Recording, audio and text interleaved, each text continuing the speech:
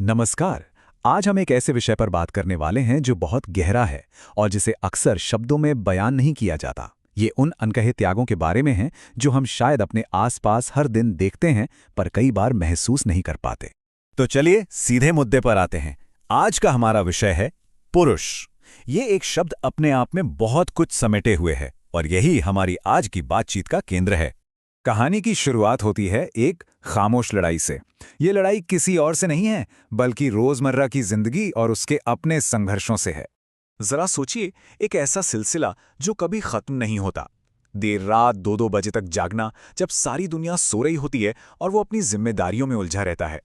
और इससे पहले कि रात की थकान पूरी तरह से उतरे, सुबह 6 बजे की अलार्म बज जाती है और फिर से उसी जिम्मेदारियों की दुनिया में वापसी। ये चक्र बस चलता रहता है दिन ब दिन। और यहीं पर सबसे बड़ा विरोधाभास देखने को मिलता है। अंदर चाहे कितनी भी थकान या उथल-पुथल क्यों ना मची हो, बाहर घर वालों के सामने चेहरे पर एक मुस्कान हमेशा बनी रहती है, सिर्फ इसलिए ताकि उन्हें कोई चिंता ना हो। तो यही है वो खामोश लड़ाई। ये सिर्फ बाहरी दुनिया से नहीं है बल्कि उम्मीद और निराशा के बीच चलने वाली एक अंदरूनी जंग भी है जो हर पल हर दिन लड़ी जाती है। तो ये तो हुई बाहर की दुनिया की बात।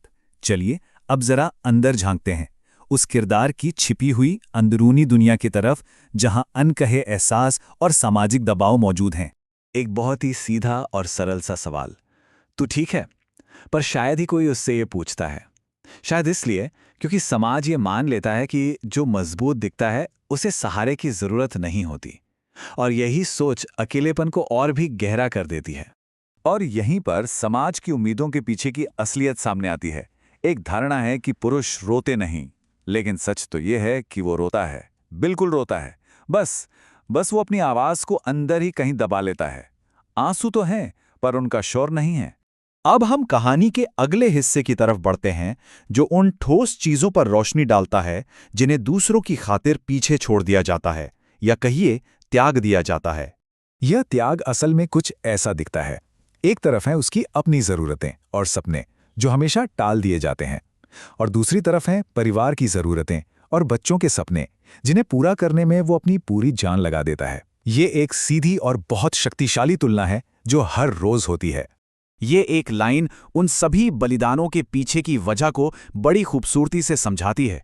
उसकी असली दौलत पैसों में नहीं बल्कि उसके दिल में बसे हुए उसके परिवार की खुशियों में है। तो फिर इन सब संघर्षों और त्यागों के बीच ताकत का असली मतलब क्या है? ये हिस्सा इसी सवाल का जवाब एक नए नजरिए से देता है। तो यहां ताकत की पहली परिभाषा बदल जाती है। पुरुष होने का मतलब सिर्फ मजबूत होना नहीं है, बल्कि अंदर से टूटे होने के बावजूद बाहर से मजबूत दिखना है। असली चुनौती यही है। और ये दूसरी परिभाषा है। पुरुष होने का मतलब सिर्फ कमाना नहीं है, बल्कि अपने दर्द को इस तरह छुपाना है कि दूसरे मुस्कुरा सकें।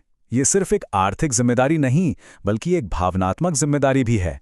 तो अंत में ये सब कुछ एक ऐसी उम्मीद की तरह है जो खुद अंधेरे में रहकर दूसरों की जिंदगी में रोशनी भरने का काम करती है। और आखिर में ये पूरी कहानी हमें एक बहुत ही सरल लेकिन सबसे जरूरी संदेश तक ले आती है, और वो है एक सहारे की उम्मीद। और यही इस पूरी बातचीत का सार है, इसका सबसे अहम हिस्सा। बस किसी से इतना कह देना कि तुम अकेले नहीं हो। ये एक छोटा सा वाक्य किसी के लिए पूरी दुनिया बदल सकता है। तो हम इस एक सवाल के साथ आज की बात खत्म करते हैं। सोचिएगा इस बारे में कि सबसे मजबूत दिखने वाले इंसान को भी आखिर किस चीज की जरूरत होती है। यह सवाल हमें याद दिलाता है कि सहारा एक ऐसी जरूरत है जो हम सब में होती है, चाहे कोई बाहर से कितना भी मजबूत क्यों ना दिखे।